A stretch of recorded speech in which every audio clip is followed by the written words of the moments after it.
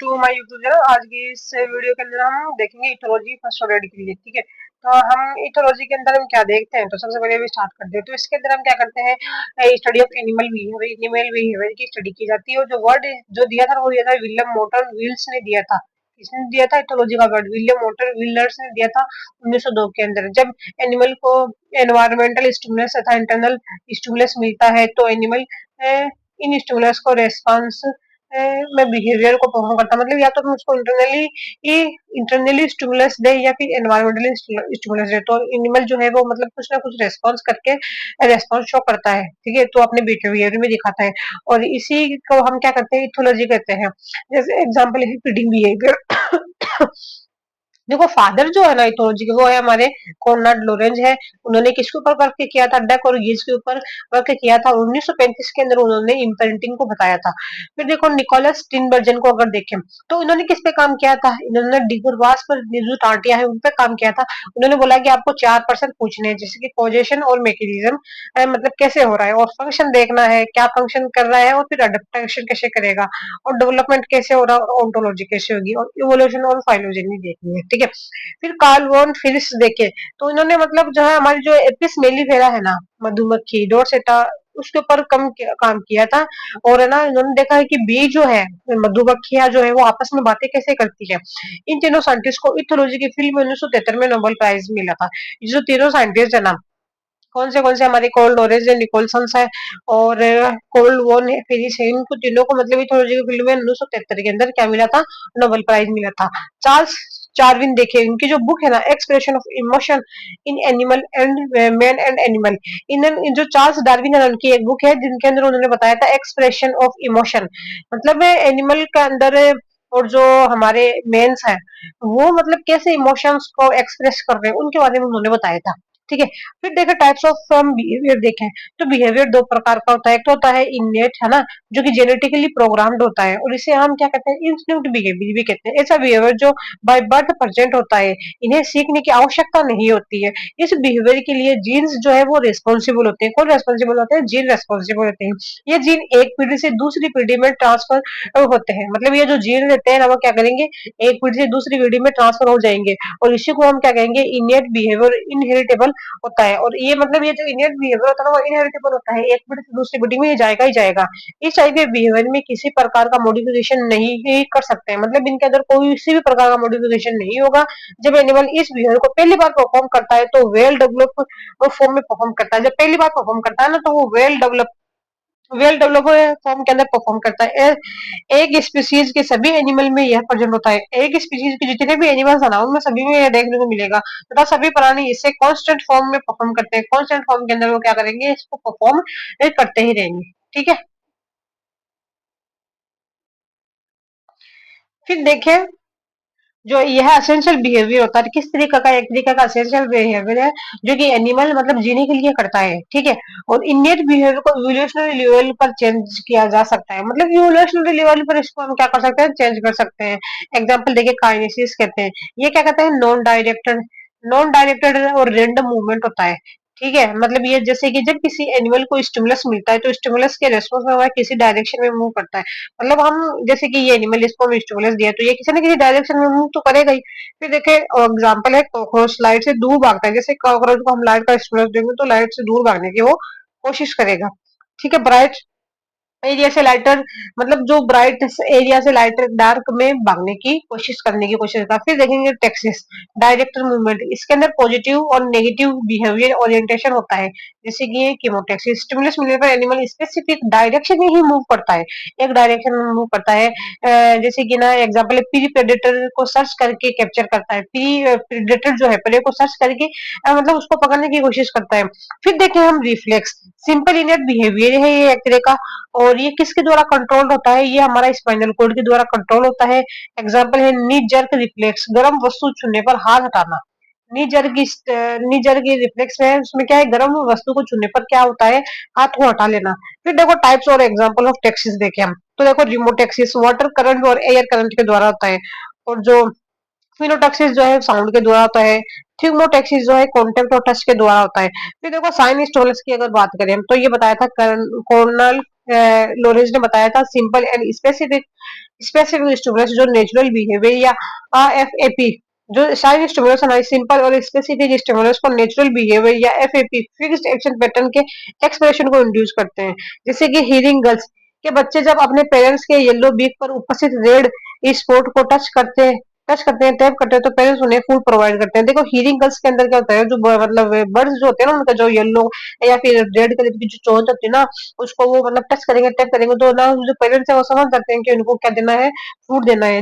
यहाँ red spot एक side stimulus है। जो रेड स्पॉट है ना वो क्या है एक तरीके का साइड स्टिमुलस है तथा पेरेंट द्वारा बच्चों को खाना देना एक नेचुरल बिहेवियर या एफएपी और पेरेंट्स द्वारा बच्चों को मतलब खाना देना और ठीक है तो वो एक तरीका क्या है हमारा नेचुरल बिहेवियर या एफएपी है।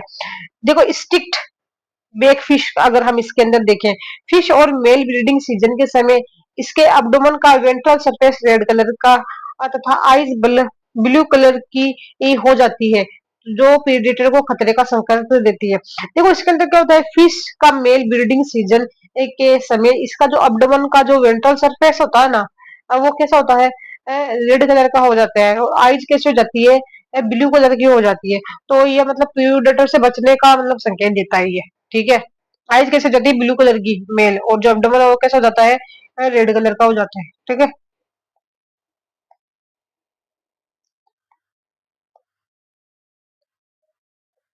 फिर देखिए super stimulus super normal stimulus Nichols और टिंजन ने बताया था ये स्ट्रॉन्ग आर्टिफिशियल स्टिमुलस जो नॉर्मल स्टिमुलस से स्ट्रॉन्ग होते हैं। जो सुपर नॉर्मल स्टिमुलस होता है ना ये स्ट्रॉन्ग या आर्टिफिशियल स्टिमुलस होते हैं जो कि नॉर्मल स्टिमुलस से क्या होते हैं हमारे स्ट्रॉन्ग होते हैं एफी के एक्सप्रेशन को बहुत ज्यादा बढ़ा देते हैं। जो एफी का एक्सप्रेशन है वो ज्यादा बढ़ा देते हैं जैसे कि टेपिंग नॉर्मल है और ये टेपिंग अगर ज्यादा हुआ ज्यादा बढ़ा दिया तो ज्यादा हुआ फिर और ज्यादा बढ़ा तो और ज्यादा red pencil tapping maximum stimulus देखने को मिलेगा। एफएपी की अगर बात करें तो कॉर्नर लोरेंज है। ठीक है नेचुरल बिहेवियर जैसे कि उबासी लेना है और रोना हंसना है और नेचुरल बिहेवियर देखें जैसे कि स्पाइडर जो है नेट का निर्माण कर देती है और नेट में जैसे कि पेरेंटल केयर है और स्पेसिफिक है ये स्पेसिफिक होता है। ठीक है जैसे कि ब्रीडिंग सीजन में मेल पिकॉक का नाचना है और ये कॉम्प्लेक्स जैसे कि स्टीरियोटाइपिक रूढ़िवादी फीमेल को अट्रैक्ट करने के लिए गिलेरिया द्वारा मूंगफली को मिट्टी में दबाना। गिलेरी क्या है मूंगफली को मिट्टी में दबा देती है लेग गीज ये बर्ड्स मैदान भागों में नेस्ट बनाती है। ये अपने एग्स को नेस्ट में डालने के लिए अपनी नेक को अलग अलग तरीके से क्या करती है घुमाने लग जाती है। मंकीज जो है लंबी पूंछ वाले दौड़ते समय बैलेंस बनाए रखने के लिए टेल को लेफ्ट राइट मूव करते हैं। मंकीज जो है लंबी पूंछ वाले दौड़ते समय बैलेंस बनाए रखने के लिए फेल को लेफ्ट राइट मूव करते हैं। अब देखा आईआरएम देखें जैसे कि Nikolaas Tinbergen innate releasing mechanism ये क्या है एक तरीके की इनेट रिलीजिंग मैकेनिज्म है और ये स्पेसिफिक न्यूरोसेंसरी मैकेनिज्म है। इनेट स्पेसिफिक स्टेरियोटाइपिक बिहेवियर है स्पेसिफिक साइड स्टिमुलस जब दिया जाता है तो आईआरएम क्या होता है एक्टिवेट हो जाता है कौन सा इनेट रिलीजिंग मैकेनिज्म और फिर क्या होता है एफई का एक्सप्रेशन होता है एक्शन स्पेसिफिक एनर्जी एएसई ये क्या है कोरोना ग्लोरेज। देखो साइन स्टिमुलस जो है ठीक है साइन स्टिमुलस जो है मतलब ये एक तरीके का है जब दिया जाता है तो आईआरएम क्या हो जाता है एक्टिव हो जाता है। आईआरएम किसको एक्टिव कर देगा आई एएससी को रिलीज कर देगा और एफपीवी का एक्सप्रेशन हो जाएगा। तो एफई के एक्सप्रेशन के लिए एनर्जी की नीड होती है जब एफई का एक्सप्रेशन होता है ना तो हमको क्या चाहिए होती है एनर्जी चाहिए होती है। जैसे हम क्या कहते हैं एएसई कहते हैं एनिमल के सीएनएस मेन ब्रेन में एएस लगातार बनती रहती है। एनिमल के सीएनएस ब्रेन में क्या होती है मतलब एएसई जो है लगातार बनती रहती है तथा स्टोर होती रहती है और क्या होती रहती है स्टोर होती रहती है but some innate inhibitory mechanism इसे रोक रखे हैं जो कुछ इनहिबिटरी मैकेनिज्म है वो इसको क्या करते हैं रोके रहते हैं। ठीक है फिर देखें जैसे बट स्पेसिफिक साइन स्टिमुलस की प्रेजेंस में आईआरएम जो है वो एक्टिवेट हो जाता है जिससे एएससी रिलीज होती है। आईआरएम जो है वो एक्टिवेट हो जाता है और एएससी क्या होती है रिलीज होती है जिस वजह से फेप का क्या होता है एक्सप्रेशन होता है। जैसे एसएस आईआरएम एएससी तथा एफई के बीच रिलेशन रिलेशन बताने के लिए कोनार्ड लोरेंज ने साइको हाइड्रिक मॉडल दिया था। जैसे एसएस है और आईआरएम है और एससीपी और एफईबी के बीच रिलेशन बताने के लिए जो हमारे लोरेंज है उसने ना साइको हाइड्रेटिक मॉडल दिया, इसे प्लस टॉयलेट मॉडल 1950 ने दिया था। फिर देखो साइको हाइड्रोलाइटिक मॉडल, जैसे कि ये टैप है, वाटर एएससी, जैसे कि टैंक रिजर्वियर है, और ये हमारी स्प्रिंग है, ये है हमारा रोल आईआरएम, और ये वाटर रिलीज एफएपी, ये पुल्ले वेट साइड स्टिमुलेशन में।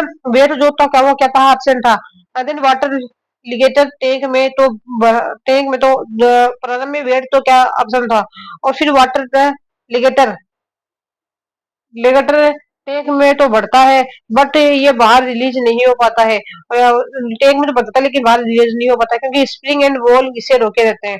जो स्प्रिंग और वॉल है ना, वो इसे रोके रहते हैं, इसलिए साइन स्टिमुलस की एब्सेंस में आईआरएम एक्टिवेट नहीं हो पाता है। इसलिए जो साइन स्टिमुलस नहीं है तो आईआरएम एक्टिवेट नहीं हो पाता है, जिससे एएससी रिलीज नहीं हो पाती है। आईआरएम एक्टिवेट नहीं होगा और एएसई रिलीज नहीं हो पाती है। देन एफई का एक्सप्रेशन और एफएफबी नहीं हो पाता है जब स्पेसिफिक वेट रखते हैं। ठीक है, जब वेट रखते हैं तो वेट की प्रेजेंस में और वॉल और स्प्रिंग का ना मूवमेंट होता है, जैसे वॉल खुलता है और वाटर रिलीज हो जाता है, इसलिए साइन स्टिमुलस की प्रेजेंस में, और फिर साइन स्टिमुलस की प्रेजेंस में क्या होता है, आयरन एक्टिव हो जाता है। आयरन क्या करता है, एएससी रिलीज हो गई तथा एफई का क्या होने लग जाएगा, एक्सप्रेशन होने लग जाता है। जब किसी बिहेवियर के लिए एएसई जीरो होती है तो एपी का एक्सप्रेशन नहीं होता है। जब कोई भी बिहेवियर उसके लिए एएसई जीरो है तो एफई का क्या है, मतलब एक्सप्रेशन नहीं होगा, चाहे कितना भी स्ट्रॉन्ग साइन स्टिमुलस क्यों ना दे। मतलब जब बिहेवियर, जब किसी बिहेवियर के लिए एएससी जीरो है, एक्सप्रेशन एफई का एक्सप्रेशन नहीं होगा, चाहे कितना भी स्ट्रॉन्ग हम स्टिमुलस क्यों ना दे दे। अगर एएससी हाई है तो वीक साइड स्टिमुलस देने पर भी एफईबी का एक्सप्रेशन हो जाता है। अगर क्या है, एएसई हाई है तो वीक साइड स्टिमुलस पर भी हमारा क्या हो जाता है, एफई का एक्सप्रेशन हो जाता है। दो सेम एफई के बीच लगे टाइम को रिफ्लेक्टिव पीरियड या क्वेश्चन पीरियड कहते हैं। दो सेम एफई के बीच लगे टाइम पीरियड को हम क्या कहते हैं, रिफ्लेक्टिव पीरियड या क्वेश्चन पीरियड कहते हैं। ठीक है।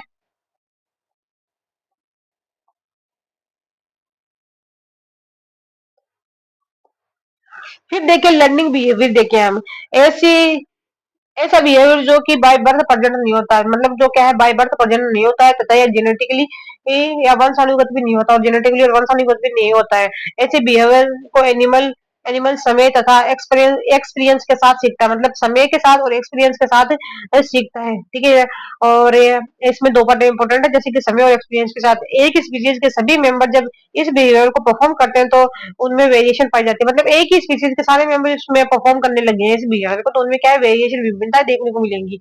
ये बिहेवियर जो है फ्लेक्सिबल मॉडिफिकेशन जो है इसके अंदर पॉसिबल होता है जब एनिमल को आइसोलेटेड रखते हैं। जब एनिमल को हम क्या करेंगे, आइसोलेटेड रखते हैं, जहां लर्निंग की कोई पॉसिबिलिटी नहीं है, जहां लर्निंग की कोई पॉसिबिलिटी नहीं है तो एनिमल लर्निंग बिहेवियर शो नहीं करेगा, एनिमल जो है लर्निंग बिहेवियर शो करता ही नहीं है। ठीक है। फिर लर्निंग बिहेवियर एनिमल के लिए एसेंशियल नहीं होते हैं, लर्निंग बिहेवियर जो है वो एनिमल के लिए एसेंशियल नहीं होते हैं। लर्निंग बिहेवियर एनिमल के लिए एसेंशियल नहीं है, लेकिन इनकी फिटनेस की इंक्रीज, बट इनकी प्रेजेंस में एनिमल की फिटनेस ना वो बढ़ जाती है। फिटनेस को क्या कर देंगे, ये चीज इंपॉर्टेंट है, फिटनेस को बढ़ा देते हैं। ठीक है। डिग एग्जांपल है, डिगर वास्प अपने नेस्ट के सराउंडिंग एनवायरनमेंट को रेड लन करके नेस्ट के लोकेशन को पता करते हैं। जो डिगर वास्प है अपने नेस्ट के सराउंडिंग एनवायरनमेंट के रेड लन करके नेस्ट की लोकेशन का पता करते हैं। लायंस और जो टाइगर्स है अपने बच्चों को शिकार करना सिखाते हैं, वो बच्चों को क्या करेंगे, शिकार करना सिखाएंगे। ठीक है। फिर देखो टाइप्स ऑफ लर्निंग बिहेवियर देखिए हम, तो अकॉर्डिंग टू थोरपे, ये साइंटिस्ट का नाम है। और तो देखो रेस्ट्रिक्टेड लर्निंग होती है और फ्लेक्सिबल लर्निंग होती है।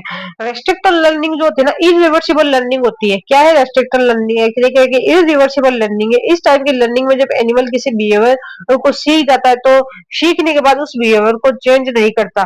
देखो रेस्ट्रिक्टेड लर्निंग जो होती है ना, इरिवर्सिबल लर्निंग होती है, मतलब एक बार सीख गया तो उसको वो मतलब ना वापिस अपनी लाइफ से हटाएगा नहीं। ठीक है। तो इसका जो एग्जाम्पल है वो है इम्प्रिंटिंग, जो कि जीवन पर्यटन बनी रहेगी। ठीक है, ये याद रखना क्या है इसका एग्जाम्पल, इम्प्रिंटिंग।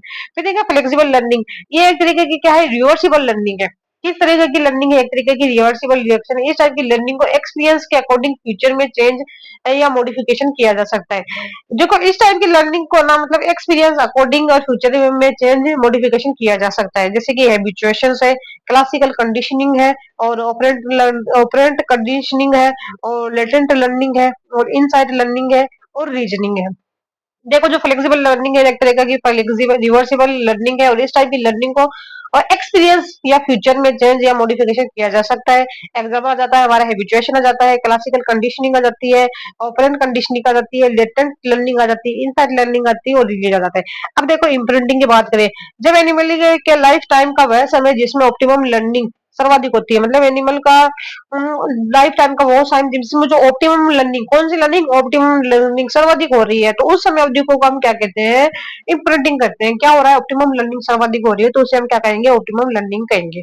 उस समय अवधि को क्या कहेंगे, इम्प्रिंटिंग। ऑप्टिमम लर्निंग ज्यादा हो तो उसको हम क्या कहेंगे, इम्प्रिंटिंग कहेंगे। Generally early stage of life में लर्निंग ज्यादा होती है। जो अर्ली स्टेज होती है ना उसके अंदर बहुत ज्यादा लर्निंग देखने को मिलती है। ठीक है, क्या देखने को मिलती है, लर्निंग ज्यादा देखने को मिलती है। लेटर स्टेज ऑफ लाइफ की तुलना में हम कंपेरिजन में देखें तो। ठीक है,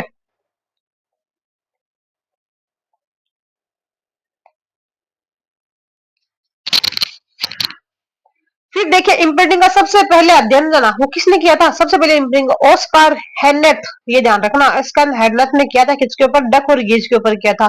फिर बाद के अंदर इम्प्रिंटिंग किसने की थी, एक कॉनर लॉरेंस ने की थी और इन्होंने वर्ड दिया था इम्प्रिंटिंग। ठीक है, उन्होंने बुक लिखी थी किंग सोलवंस रिंग में नाम दिया, किंग सोलमन्स रिंग में नाम दिया था।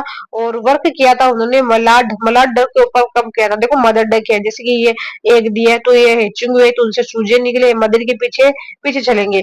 अब एग जो क्या है, इंक्यूबेटर में फिर हेचिंग हुआ, जो चूजे है कोनाज ने इन्हें सबसे पहले जूते दिखाए।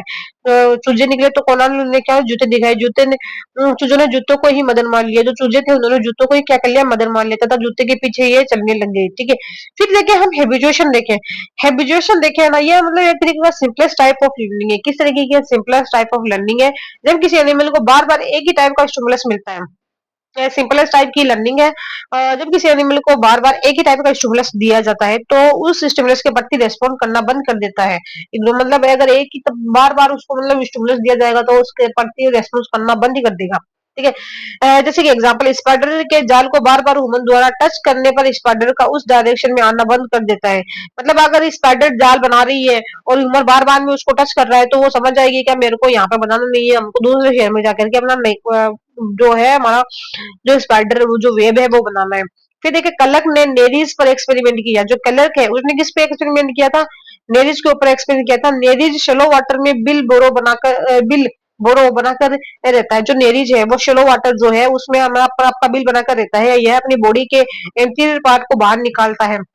बॉडी का जो एंटीरियर पार्ट है उसको क्या करेगा, बाहर निकालता है ताकि फूड ग्रहण कर सके, है ना, तो फूड ग्रहण कर सके इसलिए निकालता है वो। बट इससे बाहर से अगर स्टिमुलस दिया जाए तो इनिशियली ये बॉडी के एंटीरियर पार्ट को अपने बोरों में ले लेता है।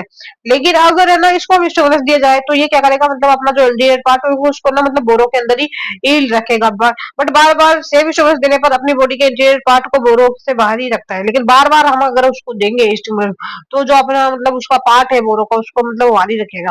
फिर देखो हमें फ्रीज snail Helix albolabris experiment है। फिर देखो क्लासिकल कंडीशनिंग हम देखें, रशिया के इवेंट पावलो ने ये किया था, डॉग्स के ऊपर किया था। ठीक है, अनकंडीशनल अनरिलेटेड स्टिमुलस देखो साउंड ऑफ बेल। ठीक है, फिर अनकंडीशनल और रिलेटेड स्टिमुलस दिया और साउंड ऑफ फूड दिया। ठीक है, तो फिर इसमें मतलब साल्वेशन जो किया उसके अंदर होने लग गई थी। ठीक है,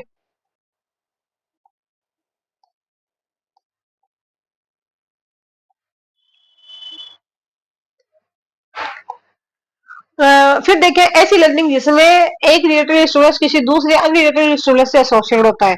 मतलब ऐसी लर्निंग जिसमें एक रिलेटेड स्टिमुलस है, एक रिलेटेड स्टिमुलस किसी दूसरे अनरिलेटेड स्टिमुलस से एसोसिएटेड होता है तो उसे हम क्या कहते हैं, एक रिलेटेड और दूसरा अनरिलेटेड दोनों के अंदर एसोसिएशन है तो उसे ही हम क्या कहेंगे, क्लासिकल कंडीशनिंग कहते हैं। फिर देखिए ऑपरेंट कंडीशनिंग, देखो एक रेनफोर्समेंट रेनफोर्समेंट लर्निंग भी बोलते हैं इसको। ठीक है, ये दिया था हमारा ये फिस्किन ने माइस या पिजन पर इन्होंने क्या किया था, वर्क किया था किसके ऊपर, माइस और पिजन के ऊपर।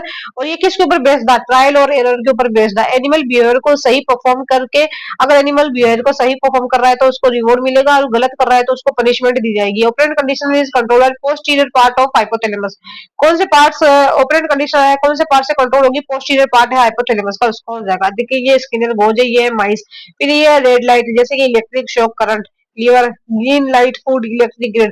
फिर देखिए लेटेड लर्निंग या हिडन लर्निंग, ये दिया था हमारा एडवर्ड सी टोलमैन और थ्रोप ने दिया था।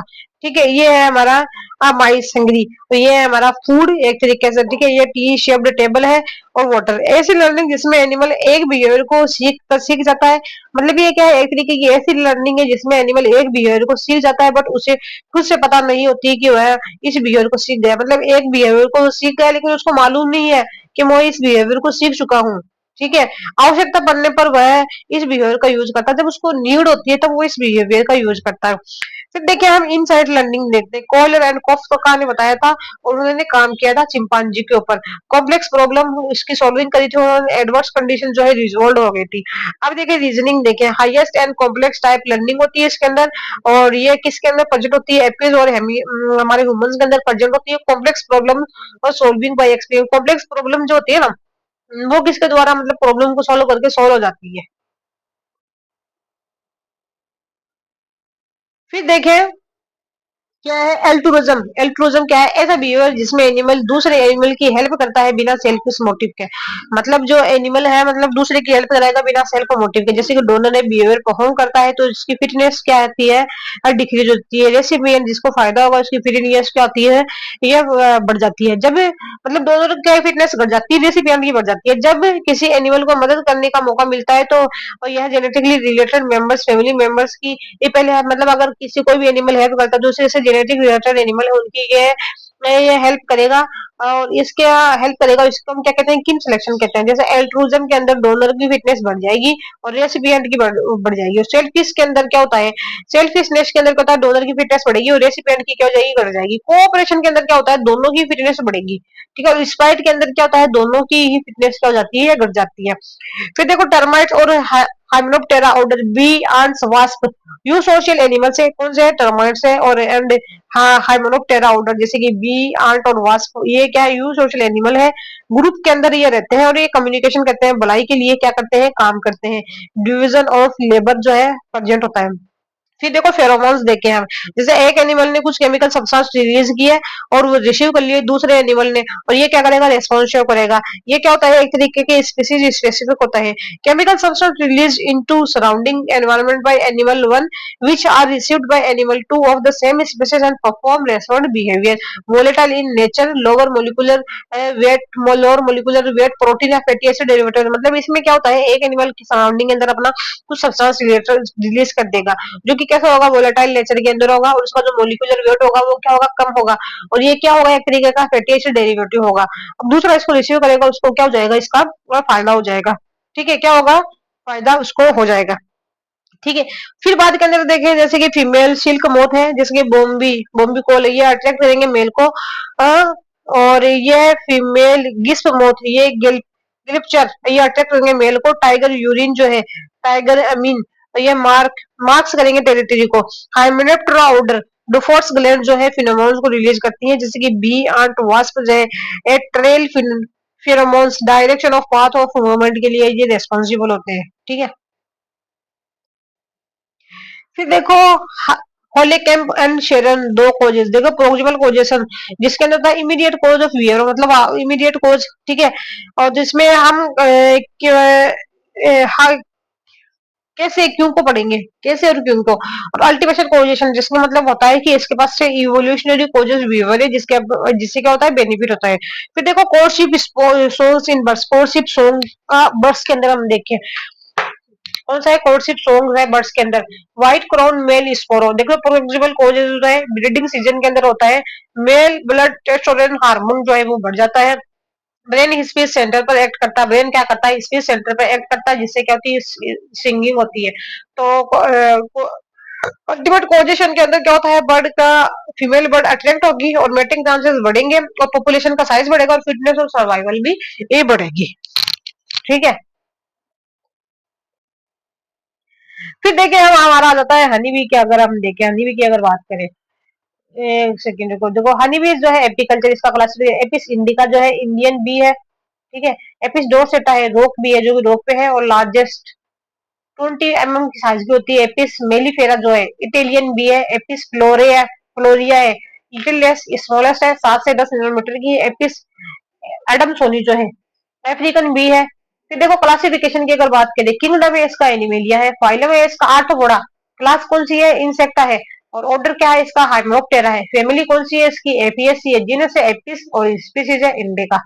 देखिए यू सोशल इंसेक्ट, ग्रुप के अंदर रहते हैं ये एक तरीके से और कम्युनिकेशन करते हैं, डिवीजन ऑफ लेबर। देखो एक हाइव 40 से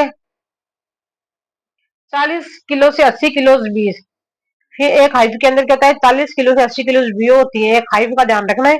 हनी बीज शो पॉलीमॉर्फिज्म, हनी मॉर्फिज्म क्या, हनी बीज जो है वो क्या करती है, पॉलीमॉर्फिज्म शो करती है। Three types of member present in single hive, एक 3 टाइप के मेंबर प्रेजेंट होते हैं सिंगल हाइव के अंदर।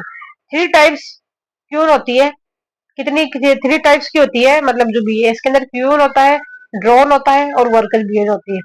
अब क्यून की अगर बात करें हम, क्यून जो होती है ना क्या होती है, डिप्लॉयड होती है, फर्टाइल होती है। एक हाइव के अंदर क्या होती है, एक हाइव के अंदर एक क्वीन देखने को मिलेगी, largest size in colony hive. Largest size in colony hive होती है। Mate with drone and produce eggs, drone के साथ क्या करेगी, मेट करेगी और हनी भी जो एग को प्रोड्यूस करेगी। और लाइफ स्पान कितना रहता है इसका, एक का 3 से 5 साल तक रहता है। ईट्स रॉयल जेली ओनली, सिर्फ और सिर्फ क्या खाएगी, रॉयल जेली खाएगी। Wax gland are absent, wax gland जो होगी ना इसके पास में वो क्या होगी, एब्सेंट होगी, बट स्टिंग प्रेजेंट, लेकिन स्टिंग जो है वो प्रेजेंट होता है। क्वीन कैन गिव 1500 से 2000 एग्स पर डे, मतलब कितने देंगी, 1500 से 2000 एग देंगी पर डे, एक दिन में कितने, 1500 से 2000। And up to 10 lakh in lifespan, और वो अपनी लाइफ स्पान तक कितने एग दे देगी, 10 लाख एग दे देगी। ठीक है। फिर देखिए ड्रोन की अगर बात करें हम, ड्रोन ये क्या है, हैप्लॉइड होता है और फर्टाइल मेल होता है और स्मॉलर इन साइज होता है। क्वीन से क्या होता है, छोटा होता है। और ये किसके साथ मेट करता है, क्वीन के साथ मेट करता है। Both wax gland and sting gland are absent, इसके पास में क्या है, वेक्स ग्लैंड भी नहीं है और स्टिंग ग्लैंड है, दोनों को दोनों क्या होती है, ये एब्सेंट होती है। विंटर सीजन, फूड अवेलेबिलिटी कम हनी की वजह से वर्कर बीज इन्हें कॉलोनी इसे बाहर निकाल देते हैं। देखो विंटर सीजन के अंदर क्या होता है, फूड अवेलेबिलिटी कम होने की वजह से जो वर्कर्स रहते हैं ना, वर्कर बीज, वो इनको कॉलोनी से बाहर निकाल देते हैं, तो इनकी क्या हो जाती है, डेथ हो जाती है। और इनकी जो लाइफ स्पान रहती है वो कितने दिन तक जी रहेंगे, सिर्फ और सिर्फ 45 दिन तक जिंदा रहेंगे। और ये इनका फूड क्या है, हनी है और साथ में क्या है, नेक्टर है। फिर देखा था, आ जाते हैं वर्कर्स। वर्कर जो होता है ना, मतलब ये ना स्मॉलेस्ट साइज की होती है, कितनी होती है, स्मॉलेस्ट साइज की होती है, और ये हाईएस्ट नंबर के अंदर प्रेजेंट होती है, लगभग 90% होती है। ठीक है। माउथ पार्ट जो होता है ना इनका, वो च्यूइंग एंड लिपिंग टाइप होता है। माउथ क्या होगा इसका, च्यूइंग और लिपिंग टाइप का है। डिवीजन ऑफ लाबर जो है इसके अंदर प्रेजेंट होगा, डिवीजन ऑफ लाबर है वो प्रेजेंट होगा। Work is also work present in worker also, division of labour present है वर्कर के अंदर। यंगर वर्कर्स जो है हाइव क्लीनिंग और लार्वा और ब्रूड, जो हाइव को क्लीन करती है, छत्ता जो है, और लार्वा और ब्रूड की केयर करती है। ठीक है। फिर देखो मिडिल एज वर्कर्स देखें तो हाई फॉर्मेशन और फूड स्टोरेज होता है। ओल्ड वर्कर्स जो है फूड कलेक्शन का काम करती है, डिफेंस का काम करती है। वर्कर्स जो है सेकंड स्टेराइल फीमेल होती है। टू एन तो होती है, टू एन तो है वर्कर, लेकिन ये क्या है, एक तरीके से स्टेराइल है, ये अपने बच्चे पैदा नहीं कर सकते। सिर्फ और सिर्फ जो अपनी बहन है रानी क्वीन, उसके बच्चों को वो जन्म देने में और उनकी पेरेंटल करने में अपना जीवन यापन करते हैं। ठीक है। फिर देखिए वेक्स ग्लैंड देखें तो एब्डोमेन में 4 सेगमेंट के वेंट्रल सरफेस पर प्रेजेंट होती है। एब्डोमेन वेक्स ग्लैंड देखिए, एब्डोमेन में 4 सेगमेंट के वेंट्रल सरफेस पर, फोर्थ सेगमेंट में जो वेंट्रल सरफेस है उस पर प्रेजेंट होती है। ठीक है। प्रोडक्शन ऑफ बीज, बीज वैक्स को प्रोड्यूस करती है और हाइव का फॉर्मेशन में काम आती है। ठीक है। हेक्सागोनल चैम्बर होती है, हाइव का फॉर्मेशन में काम में आती है। फिर देखो स्टिंगिंग ग्लैंड कहता है, एब्डोमेन में एंड पॉइंट पर प्रेजेंट होती है। स्टिंगिंग ग्लैंड जो है एब्डोमेन में एंड पर पॉइंट प्रेजेंट होती है। मॉडिफिकेशन ऑफ ओविस पोस्टीरियर, ये क्या है, modification of ovis posterior. Life span इसका कितना है, 3 से 12 मंथ का है। कितना है, 3 से 12 मंथ का है। मेसोथोरेसिक लेग्स है, पोलन ब्रश, पोलन स्पर में काम आते हैं। थोरेसिक लेग्स जो है पोलन बास्केट, पोलन कोम्ब और पोलन पेकर में काम आते हैं। फिर देखो प्राइमरी स्वार्मिंग, जब कोई कुछ वर्कर्स एंड ड्रोन के साथ पुराने हाइव को छोड़कर नई जगह जाकर नया हाइव बनाती है। जब क्वीन और कुछ वर्कर्स और ड्रोन के साथ पुराने हाइव को छोड़कर नई जगह जाकर हाइव बनाती है तो उसे प्राइमरी स्वाइमिंग कहते हैं। तो जब क्वीन है कुछ वर्कर्स और ड्रोन के साथ पुराने हाइव को छोड़कर नई जगह जाकर हाइव बनाती है तो उसे हम क्या कहते हैं, प्राइमरी स्वाइमिंग कहते हैं। फिर देखो सेकेंडरी स्वाइमिंग बोलते हैं, जब क्वीन एंड ड्रोन मेटिंग के समय उड़ान भरते हैं तो इसे सेकेंडरी स्वाइमिंग या नेप्टुअल फ्लाइट कहते हैं। मतलब जो क्वीन और वर्क वो जो ड्रोन है जब मैटिंग करते हैं तो वो उड़ रहे हैं होते हैं, तो उसको हम कहते हैं सेकेंडरी स्वाइमिंग या नेप्टुअल फ्लाइंग कहते हैं। फिर लाइफ साइकिल ऑफ हनी बीज देखें, तो मेटिंग जो है इसकी वो न्यूक्लियर फ्लाइट के अंदर होती है, फर्टिलाइजेशन जो है वो इंटरनल होता है, ड्रोन क्या होती है, डेथ हो जाती है मेटिंग के बाद में। After 3 days of mating queen less egg in hive. आप मतलब मेटिंग के 3 दिन बाद जो क्वीन है वो हाइव के अंदर छत्ती के अंदर अपने एग दे देती है। हैचिंग ऑफ एग जो है मतलब 3 दिन के अंदर हो जाता है, और लार्वा आ जाती है ओपन ब्रूड। फिर एग की हैचिंग के बाद लार्वा बाहर निकलते हैं। ठीक है। स्टार्लिंग में सभी लार्वा में 2 दिन तक रॉयल जेली मिलाई जाती है। स्टार्टिंग में सभी लार्वा में 2 दिन तक रॉयल जेली मिलाई जाती है। ठीक है। ऐसे लार्वा जिन्हें केवल रॉयल जेली मिलाई जाती है वे आगे चलकर क्वीन में डेवलप हो जाते हैं। जो क्या बनाते हैं मतलब क्वीन में डेवलप हो जाते हैं। ऐसे लार्वा जिन्हें 2 दिन के बाद बी ब्रेड खिलाया जाता है, बी ब्रेड खिलाया जाता है, उन्हें आगे जाकर वर्कर में डेवलप हो जाते हैं। विपरीत किया जाता है वो क्या करेंगे, वर्कर में डेवलप हो जाएंगे। हनी बीज में कंप्लीट मेटामॉर्फोसिस पाया जाता है। क्या देखने को मिलेगा, कंप्लीट मेटामॉर्फोसिस देखने को मिलेगा। देखो जो एग है इसमें फर्टिलाइज्ड एग है, फर्टिलाइज के अंदर क्या होता है, क्यून होता है और वर्कर होता है। अनफर्टिलाइज एग है तो वो क्या करेंगे, अहिनोटोकी पार्थिनोजेनेसिस करेंगे और ड्रोन्स के अंदर चेंज हो जाएगा। ठीक है।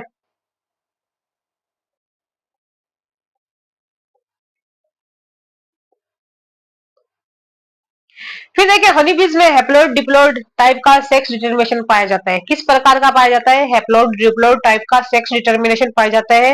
हैमिल्टन ने इसको डिस्कवर किया था। हनी बीज में क्या है, हैप्लोइड डिप्लोइड टाइप का सेक्स डिटर्मिनेशन पाया जाता है। और इसको किसने डिस्कवर किया था, हमारे जो हैमिल्टन भाई साहब इन्होंने किया, कहता है एक डेवलपमेंट। क्वीन जो है मतलब 16 दिन के अंदर बनते हैं, वर्कर जो है उनका डेवलपमेंट कितना दिन के अंदर होता है, 21 दिन के अंदर हो जाता है। ड्रोन्स जो रहते हैं वो 24 दिन के अंदर वर्कर हो जाते हैं। बीज की कम्युनिकेशन जो है, बी मतलब डांस करती है, कौन वोन फ्रिंज ने बताया था। बीज कम्युनिकेशन डांस करके कौन वोन फ्रिंज वर ऑन एपिस और एपिस मेलिफेरा कौन वोन जो है, कौन वोन उसने किया था, एपिस मेलिफेरा के ऊपर काम किया था। देखो राउंड डांस जो है, राउंड टेंज टेंज ने बताया था। जब newly search food source near by हो, जब देखो राउंड डांस कब करेगी, जब जो फूड है वो नियर बाय हो, कितने से कितनी दूरी के बीच में, 75 मीटर से 250 फीट के बीच में, तो राउंड डांस करेंगे। हनी भी सर्कुलर पाथ में मूवमेंट करेंगे, डिस्टेंस के बारे में बताती है। ठीक है। बट डायरेक्शन की इंफॉर्मेशन नहीं होती, लेकिन डायरेक्ट डिस्टेंस बताती है, लेकिन डायरेक्शन नहीं बताती, उस डायरेक्शन में चलते हैं। फिर देखो टेल वेगिंग डांस, सच ओन जेल टेंज ने बताया था। किसने बताया था, सच ओन टेल्स ने बताया था। और जब न्यूली सर्च फूड सोर्स, देखो जो जब न्यूली सर्च फूड है वो सोर्स मतलब दूर हो कितने से, 75 से 250 मीटर से दूर हो, तो इस डांस में हनी बीज अपने एब्डोमेन के लोअर पार्ट को लेफ्ट राइट मूव करती है। जो इस डांस में हनी बीज जो अपने एब्डोमेन के लोअर पार्ट को लेफ्ट राइट मूव करती हुई आठ एट की शेप बनाते हुए डांस करती है। लेफ्ट राइट मूव करती हुई एट की शेप बनाते हुए क्या करेगी, डांस करेगी। सेमी सर्कुलर मूवमेंट करती है। यह डांस फूड सोर्स के डिस्टेंस एंड डायरेक्शन दोनों की इन्फॉर्मेशन देता है। ये मतलब डायरेक्शन भी बताता है और डिस्टेंस भी बताता है, दोनों की इन्फॉर्मेशन देता है। ठीक है। जब हनी बीज हाइव तो हाइव से बाहर निकलती है तो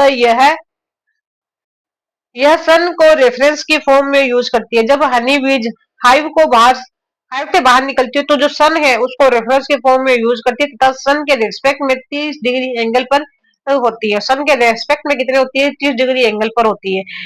इसका इसका माउथ फूड सोर्स की तरफ होता है। माउथ जो होता है वो कहाँ होता है, फूड सोर्स की तरफ होता है, तथा एब्डोमेन हाइव की तरफ होता है। बी डांस एक टेक्टाइल कम्युनिकेशन है। बीज जो डांस है वो क्या है, एक तरीका का टेक्टाइल कम्युनिकेशन है, ना कि विजुअल कम्युनिकेशन है। बीज डांस है वो क्या है, एक तरीका का टेक्टाइल कम्युनिकेशन है, और ना कि visual communication bye touch contact. फिर देखा फीडिंग इन हनी बीज, देखिए वर्कर जो है फूड कलेक्टर करती है, फूड को कलेक्ट करती है, नेक्टर एंड पोलन को हाइव में लाते हैं। फूड को कलेक्ट जैसे कि नेक्टर और पोलन को कलेक्ट करके हाइव में लाते हैं। नेक्टर क्या होता है, वर्कर हनी बीज फ्लावर से नेक्टर को कलेक्ट करते हैं। वर्कर हनी बीज जो होते हैं ना वो फ्लावर से क्या करेंगे, नेक्टर को कलेक्ट करते हैं, अपने स्टोमक में स्टोर कर लेते हैं, और अपने स्टोमक में क्या करते हैं, स्टोर कर लेते हैं। ये वर्कर बीज वापस वापस हाइव्स में लौटकर अपने स्टोमक से नेक्टर को बाहर निकाल देते हैं, और वर्कर बीज वापस हाइव में लौटकर अपने स्टोमक से नेक्टर को बाहर निकाल देते हैं। हाइव में प्रेजेंट हाइव में प्रेजेंट इन्वर्टेज एंजाइम नेक्टर को हनी बी में चेंज कर देता है। हाइव में क्या होता है, इन्वर्टेज एंजाइम प्रेजेंट होता है, जो कि नेक्टर को किस में बना चेंज कर देता है, हनी में चेंज कर देता है। हनी को हाइव में स्टोर कर लिया जाता है, और जो हनी है उसको हाइव में स्टोर कर लिया जाता है। ठीक है।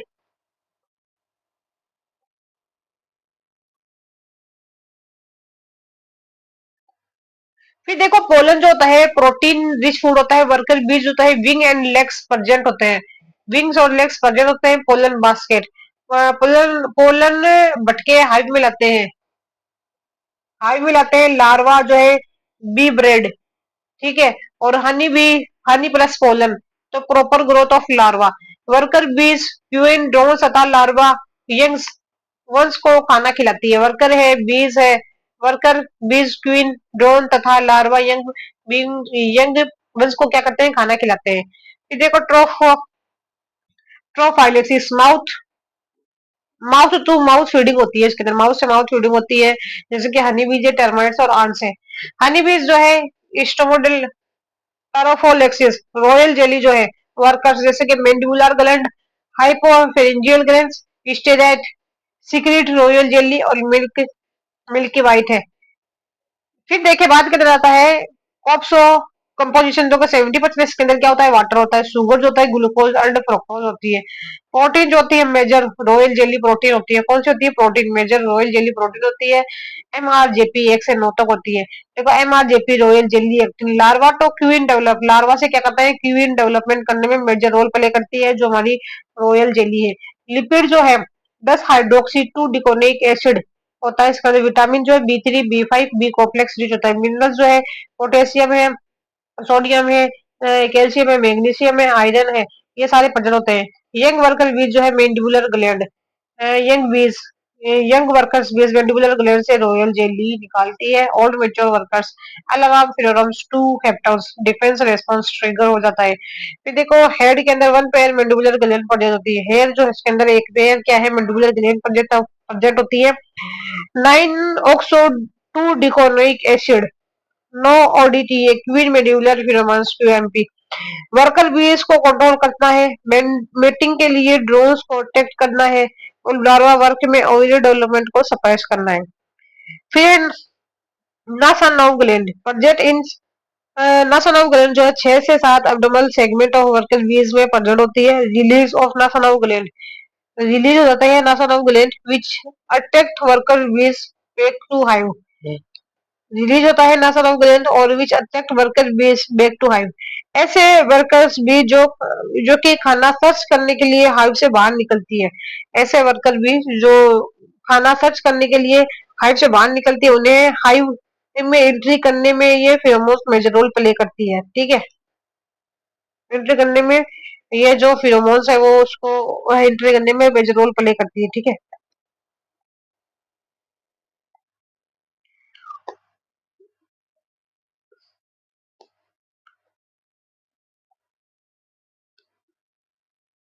फिर देखिए क्यून एंड वर्कर्स बीज देखे तो स्टिंगिंग पार्ट है और अलार्म फिनोमोन्स है। Also pentyl acetate defence response trigger हो जाता है।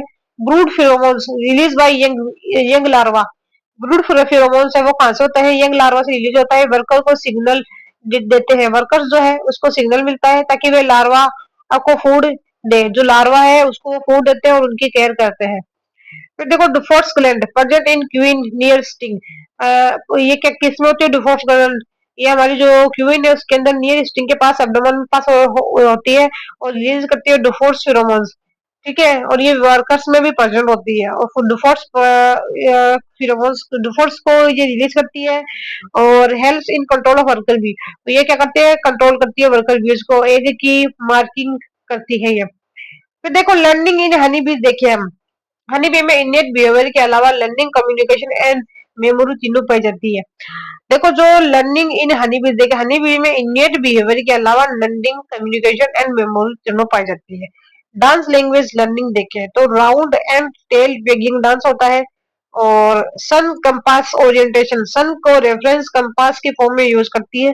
कलर और odour learning blue and yellow colour को डिस्टिंग्विश कर सकती है और आल्सो करती है आइडेंटिफाई फ्लोर ऑर्डर को। Memory and navigation, nectar source food source की डिस्टेंस एंड डायरेक्शन दोनों को अपनी मेमोरी में स्टोर करती है। नेक्टर और नेक्टर सोर्स फूड रिसोर्स को एक डायरेक्शन एंड डायरेक्शन दोनों को डिस्टेंस एंड डायरेक्शन दोनों को अपनी मेमोरी में स्टोर करती है। Short term memory and long term memory दोनों प्रेजेंट होती है। हनी बीज में लर्निंग की स्टडी करने के लिए क्लासिफिकेशन कंडीशन, हनी बीज में लर्निंग की स्टडी करने के लिए क्लासिकल कंडीशनिंग एक्सपेरिमेंट दिए गए। जैसे ये देखा गया कि हनी बी इज किसी स्पेसिफिक कलर या ऑर्डर को नेक्टर रिवार्ड से जोड़कर सीख लेती है। सोशल लर्निंग देखें, हनी बीज एक दूसरे को देखकर सीखते हैं। ठीक है, एक दूसरे को देखकर सीखते हैं, जैसे hive cleaning, storing nectar, caring of larva है। इस प्रकार हनी बीज में इंडिविजुअल लर्निंग के साथ साथ सोशल लर्निंग भी क्या होती है, प्रेजेंट होती है। ठीक है।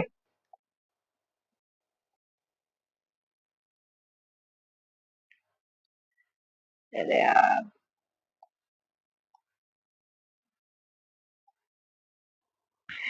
फिर देखिए आ जाती है हमारी अडप्टिव लर्निंग। वेदर खराब होने पर या फूड की अवेलेबिलिटी कम होने पर हनी भी सरवाइव करने के लिए एपी अपने प्लान को बदल सकती है। अडप्टिव लर्निंग क्या होती है, मतलब वेदर खराब हो जाए या फूड नहीं हो तो हनी भी जो है सरवाइव करने के लिए जो है मतलब वो अपने प्लान्स को चेंजेस करना। अब आता है नेक्स्ट टर्माइट, वो अभी देखते हैं हम।